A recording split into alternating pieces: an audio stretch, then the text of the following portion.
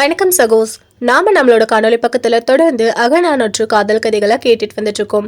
அந்த வரிசையில் இன்னைக்கு நாம கேட்க போகிறது குறிஞ்சி திணை. குறிஞ்சி திணை அப்படின்னாலே மலையும் மலை சார்ந்த இடமும் தாங்க. ஸோ இன்னைக்கான பாடலில் தலைவி தலைவனை தேடி வராங்க ஒரு இக்கட்டான சூழ்நிலையில். எதுக்கு, என்ன காரணம் தெரிஞ்சுக்கலாம் தொடர்ந்து ஒரு சிறிய இடைவெளிக்கு பிறகு. இன்றைக்கி இருக்கக்கூடிய ஃபாஸ்ட் வேர்ல்டில் நம்ம எல்லாமே ஆன்லைனில் தாங்க ஷாப் பண்ணுறோம். வீட்டு உபயோகப் பொருட்கள், காய்கறிகள், மல்லிகை சாமான்கள், மொபைல் ஃபோன்கள், இப்படி எல்லாமே நம்ம அங்கே தாங்க வாங்குகிறோம். ஏன்னா கடையை கம்பேர் பண்ணும்போது அங்கே நமக்கு கொஞ்சம் கம்மியான விலையிலும் கிடைக்கும், நிறையா வெரைட்டிஸும் இருக்கும் அப்படின்னு சொல்லிட்டு அதுக்காகவே நம்ம நாடி போகிற வலைத்தளங்கள் அமேசான், ஃப்ளிப்கார்ட். ஸோ அதை விட கம்மியான ப்ரைஸில் கொடுக்கக்கூடிய ஒரு ஆப் இருக்குங்க, அதுதான் பை மோட். இங்கே பை மோட்டில் நம்ம வீட்டுக்கு தேவையான அனைத்து பொருட்களும் இருக்குது. ஸோ இவ்வளோ கம்மியாக தராங்களே, வேறு ஏதாவது அன்பிராண்டாக இருக்குமோ அப்படின்னு நினைக்காதீங்க. நீங்கள் யூஸ் பண்ணக்கூடிய அதே பிராண்ட், ஃபார் எக்ஸாம்பிள் ஆச்சியோட ப்ராடக்ட்டு எல்லாமே இதில் இருக்குங்க. அதே மாதிரி டவ். ஸோ இப்படி எல்லா பிராண்டட் ஐட்டமாக தான் இவங்க லான்ச் பண்ணியிருக்காங்க. வீட்டுக்கு தேவையான க்ரோசரிஸில் இதெல்லாம் அவ்வளோ பெஸ்ட்டு குவாலிட்டியாக நமக்கு கிடைக்கிது பாருங்கள். ஆச்சி, ஆம்பிப்யூர், ஏவிடி, கோல்கேட், இதெல்லாம் நம்ம ரெகுலராக யூஸ் பண்ணுற பிராண்டு தாங்க. ஸோ இப்படி ஒரு பிராண்டடான திங்ஸே நமக்கு கம்மியான விலையில் தரக்கூடியது நம்மளோட பைமோட் ஆப் தாங்க. உடனே டவுன்லோட் பண்ணுங்க, உங்கள் வீட்டுக்கு தேவையான பொருட்கள் எல்லாம் வாங்குங்க. ஓகே சகோஸ், இனி தொடர்ந்து கதையை கேட்கலாம். இந்த பாடலில் தலைவி தலைவனை தேடி அவங்களோட நேட்டிவ் பிளேஸ்க்கு வராங்க. அது ஒரு மலை மேலே இருக்கும். அந்த மலையை ஏறுறது அவ்வளவு சுலபமும் இல்லை. முன்ன பின்ன தெரியாதவங்க அந்த மலையை ஏற பார்த்தாங்க அப்படின்னா நேராக அந்த ஊருக்கு போக மாட்டாங்க, வழி மாறி எங்கேயாவது போய் காட்டுக்குள்ளே விலங்கு கிட்ட மாட்டிப்பாங்க. ஸோ அப்படிப்பட்ட கஷ்டமான மலையை ஏறி அந்த ஊரை அடையிறாங்க. அவங்கள பார்த்த ஒரு பெண், யார் நீங்கள், புதுசாக இருக்கீங்க, எப்படி இங்கே வந்தீங்க, உங்களுக்கு இந்த வழித்தடம் எப்படி தெரிஞ்சது, ஏற்கனவே நீங்கள் போயிருக்கீங்களா இங்கே அப்படின்னு சொல்லிட்டு கேள்வி கேட்குறாங்க. அந்த கேட்குற பெண்ணை பார்த்து தலைவி சொல்கிறாங்க, பார்க்கும் இடம் எங்கும் பனை மரங்களும் புனை மரங்களும் தென்னை மரங்களும் வாழை மரங்களும் என சேர்ந்து பச்சை பசேல் என்று செழித்து கொழித்து கிடக்கும். அதற்கு மேலும் அழகூட்டும் விதமாக பல மரங்களும் வளர்ந்து கிடக்கும். இந்த அழகிய மலைத்தொடரிலே அழகான ஒரு குளத்திலே குளித்து முடித்துவிட்டு தலையை துவட்டி கொண்டு வரும் அழகான பெண்ணே, உன் கூந்தலுக்குள்ளுள்ள அந்த நீர்த்துளிகள் எவ்வாறு காட்சியளிக்கின்றன தெரியுமா? மழை துளியை தன் நகத்தை கொண்டு சில நாட்களுக்கு பிறகு அதை முத்தாக மாற்றி தரும் நீலமணி முத்தை போல பிரகாசமாக உன்னுடைய கூந்தலிலே உள்ள நீர் துளிகள் ஒளி வீசுகின்றன. நீ உன் கூந்தலை வாரி முடிக்கும் போதே அது பிடரியை மறைக்கின்றது. இனி அவிழ்த்து விட்டால் எவ்வளவு இருக்குமோ என பார்ப்போரை வியக்க வைக்கும் வண்ணம் அழகிய அடர்த்தியான கூந்தலை உடைய அழகிய பெண்ணே, நான் இங்கு ஏன் வந்தேன் என்று கேட்கிறாயா, இல்லை எதற்கு வந்தேன் என்று கேட்கிறாயா? ஐயோ தலைவி, நான் கேட்டது எந்தவித தவறான எண்ணத்திலும் அல்ல. இந்த முன்பின் தெரியாத காட்டிலே எவ்வாறு, அதுவும் இரவிலே மலையேறி வந்தீர்கள், அதுவும் அடைமழை பொழியும் இந்நாளிலே? நான் என் கொடுமையை என்னவென்று சொல்வேன்? என் தலைவனை தேடி நான் வந்துள்ளேன். என் தலைவனை நான் சந்தித்தே ஆக வேண்டும். அவ்வாறான ஒரு கட்டாயமான சூழ்நிலையில் நான் தள்ளப்பட்டு உள்ளேன். அத்துடன் நான் நேற்று இரவு என் வீட்டை விட்டு கிளம்பி வந்துவிட்டேன். நீ கூறியது சரியே. நேற்றிரவு பெய்த அடை மழையால் நான் முதலில் பயந்தேன், எவ்வாறு நம் இந்த மலையை கடந்து செல்வோம் என்று. மானின் காலடி தடங்களை பின்பற்றி அந்த மின்னல் வெளி வெட்ட வெட்ட மெதுவாக நான் கடந்து வந்தேன் இம்மலைப்பாதையை. அங்கு நான் முதலில் பார்த்த காட்சி, ஒரு பெரிய ஆண் புலி ஒரு கரடியை வீழ்த்தி கொண்டிருந்தது.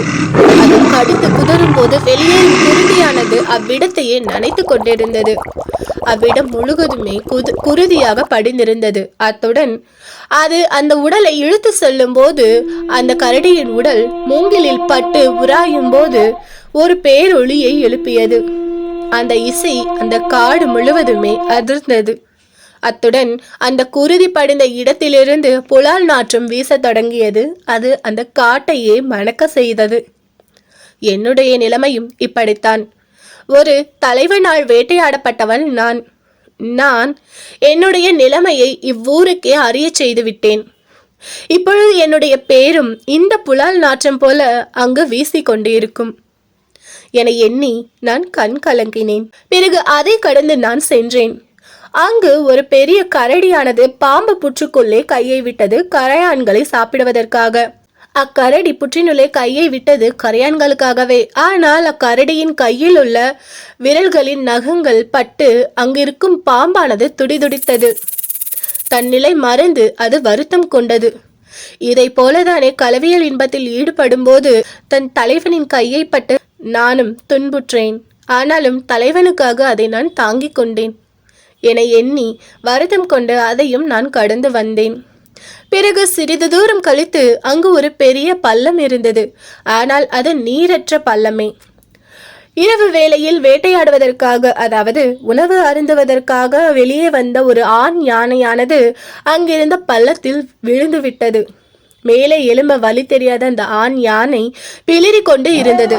அதை கேட்ட பெண் யானை ஆண் யானையை தேடி ஓடி வந்து பார்த்து குழியில் இருக்கும் அந்த யானை மேலே ஏறுவதற்காக அருகில் இருக்கும் மரத்தை முடித்து போட்டது.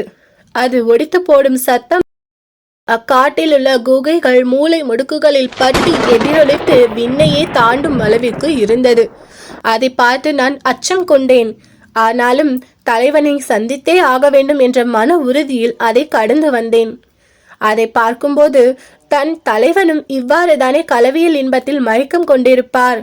நானும் அவரை அதிலிருந்து மீட்க பாடுபட்டேன். ஆனால் அவரும் நான் இதிலிருந்து எழவே மாட்டேன் என்ற எண்ணத்திலே அதில் கொண்டிருந்தார். இவ்வாறு தலைவனும் நானும் அடிக்கடி சந்திப்பது என் ஊரில் உள்ள மக்கள் அனைவருக்கும் தெரிந்து போயிற்று. இது சரியல்ல, நீ சரியானவள் அல்ல என்று அவர்கள் என்னை மற்றும் பேசுகின்றனர். இது எவ்வாறு நியாயமாகும்? இதை கேட்டு என்னை பெற்றோர்களும் மனம் நொந்து போனார். எனவே அங்கிருக்க எனக்கு விருப்பம் இல்லாததால் நான் என் தலைவனை தேடி வந்தேன். அத்துடன் இறுதியான ஊழலுக்கு பிறகு அவர் என்னை சந்திக்கவும் வரவே இல்லை. நீண்ட நாட்கள் ஆயிற்று. என்ன ஆயிற்றோ ஏதாயிற்றோ என்று தெரியாமல் பரிதவித்துதான் நான் இங்கு அவரை தேடி வந்தேன். அவர் எங்குள்ளனர்? அவரை அலையுங்கள். நான் அவரை பார்க்க வேண்டும். அவரை திருமணம் முடிக்க வேண்டும். பிறகு நாங்கள் இருவருமாக எங்கள் ஊருக்கு சென்றால் ஒழிய என்னுடைய பேர் மாறும். இல்லையேல் மாறாது. என்னுடைய பேர் அவப்பேராகவே இருக்கும். தவறு செய்தது நான் மட்டுமா? என்னை மட்டும் ஏசுவது ஏன் என்று தலைவி கண்கலங்கினார். இந்த கதையை பெருங்குன்றூர் கிளார் என்ற புலவர் எப்படி பாடலா பாடியிருக்காருன்னு பார்க்கலாம். ஈயர் புற்றத்து இம்புறத்து இருத்த குறும்பி வல்சி பெருங்கை ஏற்றை தூங்கு தோல் துதிய உள்வுகிர் கதுவலின் பாம்பு மதன் அழியும் பானாட்கங்குலும் அறிய அல்ல மண் இகுலை பேரிய கேழல் அட்ட பேழ்வாய் ஏற்றை பலாவமல் அடுக்கம் புலாவ ஈர்க்கும் கழைநர சிலம்பின் ஆங்கான் வளையொடு வாழை ஓங்கிய தாழ்கண் அசும்பில் படு கடுங்களிற்றின் வருத்தம் சொலிய பிடிபடு முறுக்கி பெருமர பூசல் விண்தோய் விடரகத்து இயம்பும் அவர் நாட்டு என்னரும் பிறங்கள் மானதர் மயங்காது மின்னுவிடச் சிறிய ஒதுங்கி மென்மெல துளிதலை தலையிய மணியேர் ஐம்பால் சிறுபுறம் புதைய வாரி குரல் பிழியுவோ நெருக்கிட விளக்கிய நேயர் இச்சுரம் அறிதலும் அரிதீரோ என்னுணர் பெரினே. அழாதீர்கள் தலைவி, நான் உடனே தங்களின் தலைவனை அழைக்கின்றேன். தங்களின் எண்ணம் ஈடேற நானும் துணை நிற்பேன் என தோழி கூறி தலைவனை அழைக்க சென்றார். ஓகே சகோஸ், கதை முடிஞ்சது. எப்படி இருந்தது? நான் சொல்ல கற்பனை பண்ணீங்களா?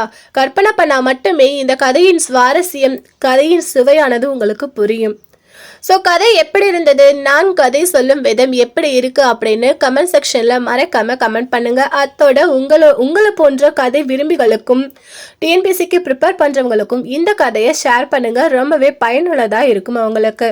அத்துடன் நீங்கள் நம்மளோட சேனலை இப்போதான் பார்க்குறீங்க அப்படின்னா மறக்காம சப்ஸ்கிரைப் பண்ணிக்கோங்க. நீங்கள் பண்ணுற ஒவ்வொரு சப்ஸ்கிரிப்ஷனும் என்னோட உழைப்புக்கான ஊதியமாக தான் நான் கருதுகிறேன்.